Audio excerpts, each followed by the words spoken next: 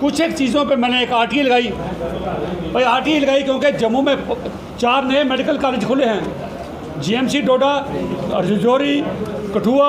और उधमपुर। और एक बात आपको याद कराऊं, खासकर जम्मू वालों को,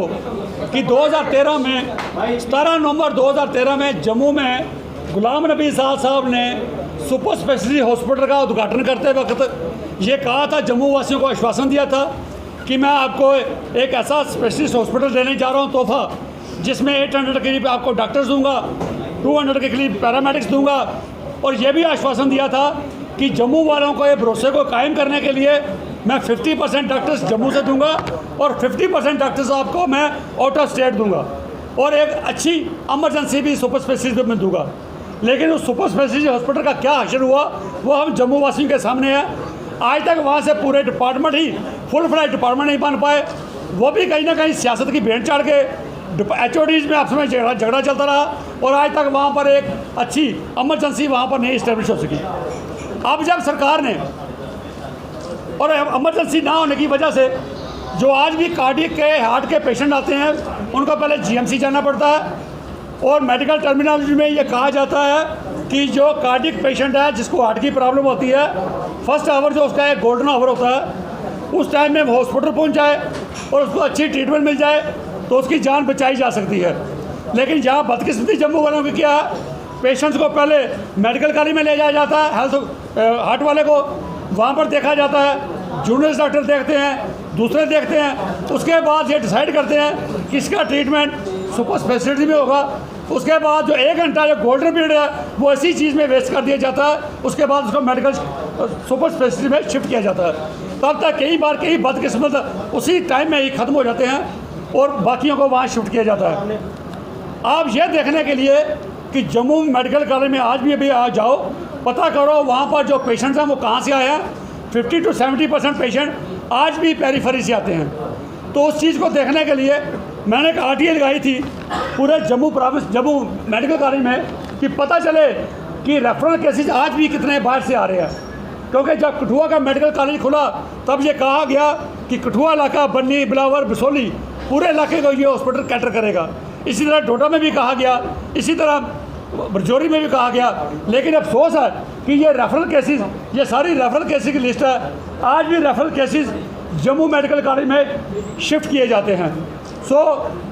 एक तो जम्मू मेडिकल कॉलेज में भी आगे भी स्टाफ की कमी है, इंफ्रास्ट्रक्चर तो है, लेकिन इतना जो ओवरबर्डन हॉस्पिटल होते हैं। अब जो ये चीज़ें देखने को सामने आई हैं, एक ये मैं जो इनका जो मैंने ब्रीफ बनाया है, एम्स उधमपुर से भी 98 cases, 72 cases, 60 cases per month, Rajouri से भी 76, 69, 68, कठुआ से 75, 59, GMC डोडा से भी 60, 70, 40, 50, ये हर बार ये पेशेंट वहाँ से भेजे जाते हैं। इसके अलावा यही बस नहीं है, 1 साल पहले 2024 में प्रधानमंत्री जी ने जम्मू विजयपुर एम्स का उद्घाटन किया और लोगों को आश्वासन दिया कि आज के बाद इसकी फंक्शनिंग शुरू होने के बाद जम्मू के लोगों को आउटसाइड स्टेट PGI या एम्स में नहीं जाना पड़ेगा। लेकिन बेशक मैं ये तो कहता हूँ कि अभी इसको इन्फेंसी स्टेज में है, इसके बारे में ज़्यादा नहीं कह सकता। लेकिन आज भी 1 साल एस्टेब्लिश होने के बाद भी एम्स से भी पेशेंट जम्मू में रेफ़र किए जाते हैं। जनवरी में 44, फरवरी में 28, मार्च में 38, अप्रैल में 41, ये पेशेंट्स एम्स से भी जम्मू में रेफ़र किए गए। सो इन चीज़ों को देखते हुए आज की ये प्रेस कॉन्फ्रेंस की है और सरकार को कुछ सुझाव देना चाहते हैं, क्योंकि आज भी देखा जाता है कि ये रेफरल तब किए जाते हैं जब इन पेरीफेरी में मेडिकल कॉलेज के भी डॉक्टर्स जो शाम को टाइम खास करके रेफरल किए जाते हैं। और एक चीज़ और बताऊं, ज़्यादातर पेशेंट कौन से रेफ़र किए जाते हैं, आप ये भी सुन के हैरान होंगे कि जो ज़्यादातर पेशेंट हैं 60% मेडिसिन में, 20% आर्थोपेडिक्स में, बस 60 to 64% मेडिसिन के पेशेंट शिफ्ट किए ट्रांसफ़र किए जाते हैं। अब सरकार से हमारी दरख्वास्त है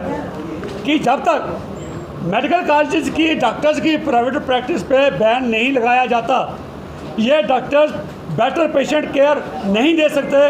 क्योंकि डॉक्टर्स की ज़्यादातर इंटेंशन होती है कि अपने क्लिनिक इस्टेब्लिश करना, प्राइवेट क्लिनिक में जाकर सर्जरी करनी, प्राइवेट डायग्नोस्टिक लैब्स खोलना, वहाँ पर जाकर काम करना। मैं एक बात कह दूँ कि मैं सब डॉक्टर्स के ख़िलाफ़ नहीं हूँ,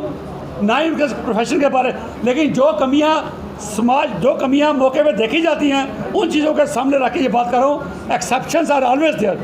कि सरकार से डिमांड करता हूँ कि आज हमारी जो हेल्थ मिनिस्टर हैं वो स्कीना एटू जी हेल्थ प्रोफेशनल से हैं, हमारे जो आबिद जी हैं एडमिनिस्ट्रेटिव सेक्रेटरी हेल्थ के वो भी मेडिकल से हैं, वो इन बातों को अच्छी तरह समझते हैं। और मैं उमर अब्दुल्ला साहब से भी दरख्वास्त करता हूँ, चीफ सेक्रेटरी टुडू साहब से भी, कि मेडिकल कॉलेज के डॉक्टर्स की प्रैक्टिस को बैन किया जाए ताकि ये पेशेंट्स को देख सके अच्छी तरीके से, वहाँ पर इंटर कंसल्टेट करें, ना कि प्राइवेट क्लिनिक्स को।